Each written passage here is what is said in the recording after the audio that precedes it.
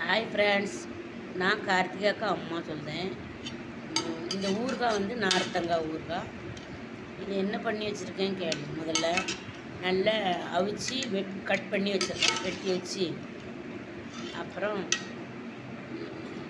இதில் வத்தல் வந்து நான் ரெடிமேடாக வாங்க மாட்டேன், வீட்டிலே திரிச்சிருவேன். இதை பாருங்கள், இது வந்து ஊறுகாய்க்குள்ளே மசாலா. இதில் என்னெல்லாம் சேர்த்துருக்கேன்: வத்தல், காயம், லைட்டாக சீரகம், அப்புறம் வத்தல், காயம், சீரகம் எல்லாம் போட்டு நல்ல மிக்சியில் வறுத்து, வானிலையில் வறுத்து மிக்சரில் போட்டு நல்லா திரித்து வச்சுருக்கேன். இப்போ நான் இதை எடுத்து இந்த ஊறுகாவில் போடுவோம் பாருங்கள்.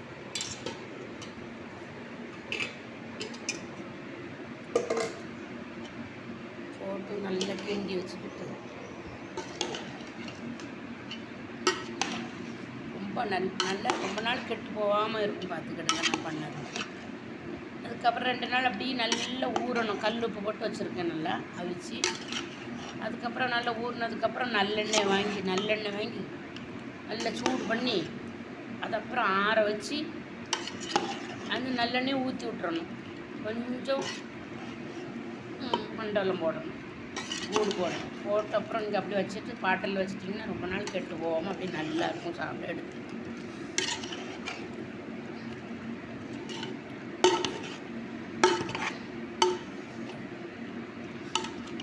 எங்களுக்கு மரம் கிடையாது ஃப்ரெண்ட்ஸ், பக்கத்து வீட்டு அக்காட்ட தான் பைசா கொடுத்து வாங்கினோம். நாங்கள் 5 கிலோ நார்த்தங்காய் வாங்கினோம் 200 கொடுத்து.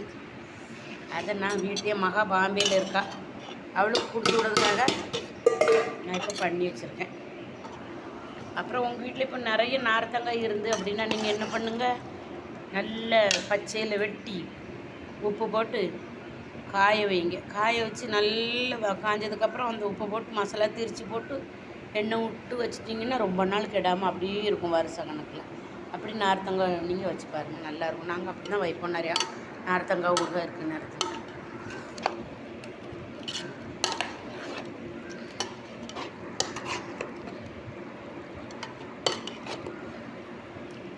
இங்கே ரெடிமேடு மிர்ச்சி போடணும், வத்தல் பொடியெல்லாம் பிடிக்காது. அதுக்காக நான் எதுனாலும் வீட்டிலே தான் பண்ணிக்கிடுவோம், மிக்சர்லேயே திரிச்சிக்கணும். பாருங்கள் ஃப்ரெண்ட்ஸ், என்ன அழகாக இருக்குது பாருங்கள். இனிமேலுக்கு மேலே எண்ணெய் விடணும். அப்படியே சுக்காவது அப்படியே நீங்கள் அப்படியே வச்சு சாப்பிட்டாலும் கஞ்சிக்கு ரொம்ப பழைய சாப்பாட்டுக்கு நல்லாயிருக்கும். சாம்பார் சாதம், பழைய சாப்பாடு, இது தயிர் சாதம்.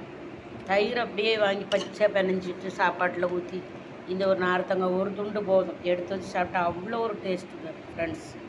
பாருங்கள், லைக் பண்ணுங்கள், ஷேர் பண்ணுங்கள் கார்த்திகா மம்மிக்கு.